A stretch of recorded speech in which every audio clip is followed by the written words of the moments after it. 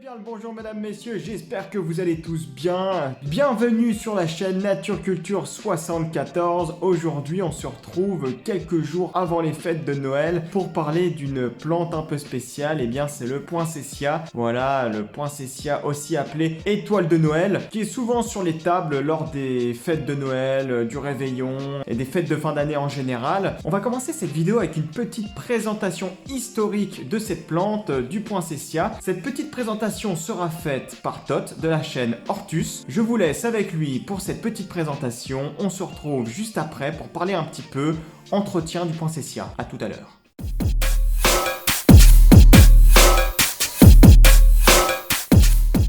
Cette jolie plante emblématique de la fin d'année est originaire des régions chaudes et montagneuses du Mexique, cataloguée en 1834 par Alexander von Humboldt, un botaniste allemand. Il n'y a que moi qui le trouve grave stylé.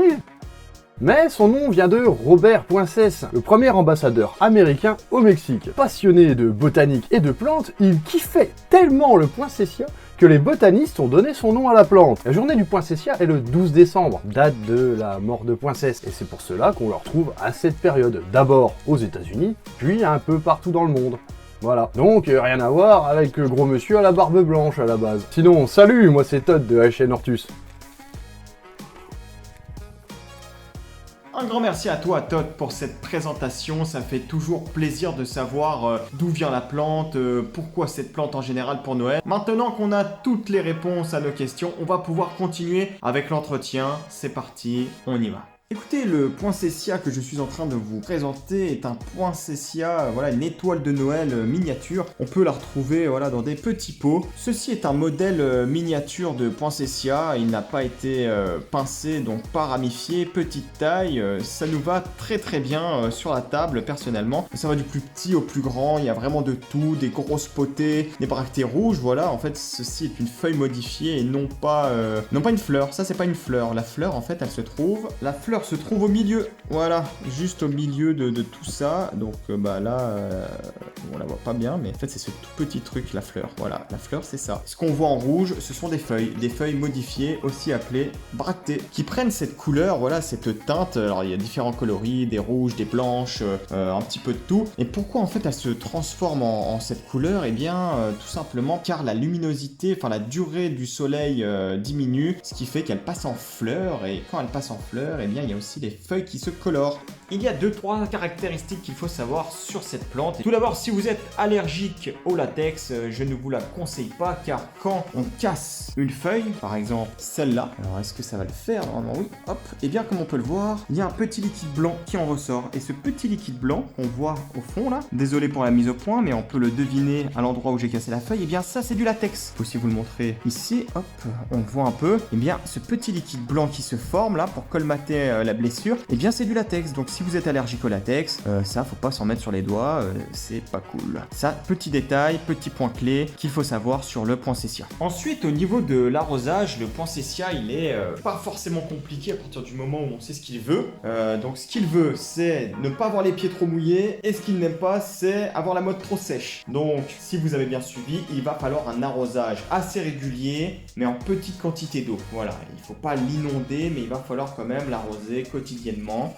Faut pas que ça soit trop sec, il faut pas que ça soit non plus comme une éponge trop humide. Donc arrosez-le régulièrement avec de petites quantités d'eau. Encore un petit conseil avec le poinsettia, c'est d'éviter les courants d'air. Car quand on met la plante au niveau des courants d'air, par exemple au niveau de votre porte d'entrée, eh bien il peut y avoir quelques brûlures. Alors je ne pense pas que celle-là soit due à un courant d'air, quoique je ne sais pas en fait, voilà, parce que cette plante c'est pas moi qui l'ai fait pousser depuis qu'elle est petite, donc je ne sais pas du tout ce qu'elle a eu comme problème. Mais les courants d'air, ça peut entraîner ce genre de nécrose sur les feuilles. Voilà, donc là, bon, là j'ai plus l'impression qu'elle a perdu une partie, mais les courants d'air, c'est absolument pas bon. Si vous la mettez en plein courant d'air au niveau de votre porte d'entrée, mais elle ne va pas aimer du tout. Donc voilà, je vous conseille de la mettre plus dans une pièce à vivre comme le salon ou la salle à manger, voilà, où il y a un peu moins de courant d'air en théorie.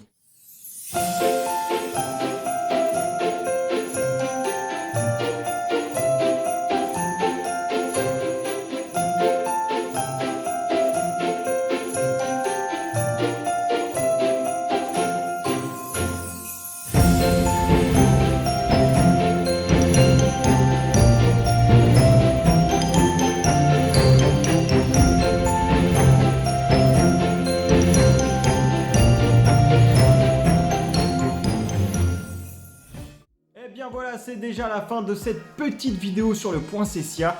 J'espère qu'elle t'aura plu, j'espère que la vidéo t'aura été utile, j'espère qu'elle t'aura apporté peut-être 2-3 conseils. Sur ce, faut pas hésiter à lâcher un petit j'aime sur la vidéo si elle t'a plu, à mettre un petit commentaire. Est-ce que tu connaissais cette plante? Est-ce que tu en as chez toi pour les fêtes de Noël? Ou est-ce que tu es plutôt comme moi, à ne pas trop l'apprécier? Voilà, là c'est vraiment personnel, c'est une plante que j'apprécie pas forcément. Peut-être parce qu'elle est dure à entretenir, qu'elle est très longue au niveau de la culture. Voilà, pour réaliser ce genre de culture chez soi, c'est très compliqué, surtout pour avoir de belles bractées bien colorées comme je vous ai montré. Voilà, là c'est vraiment le travail d'horticulteurs, de professionnels qui ont tout le matériel nécessaire parce que ça demande quand même d'ombrager à des moments et d'apporter certaines conditions de culture qu'on peut pas forcément avoir à la maison. Sur ce, faut pas hésiter à t'abonner à la chaîne YouTube, à activer la cloche des notifications. Vraiment, c'est super important. Active cette petite cloche de notification, ça te prend pas longtemps et puis c'est super utile pour être à jour au niveau du contenu vidéo que je te proposerai.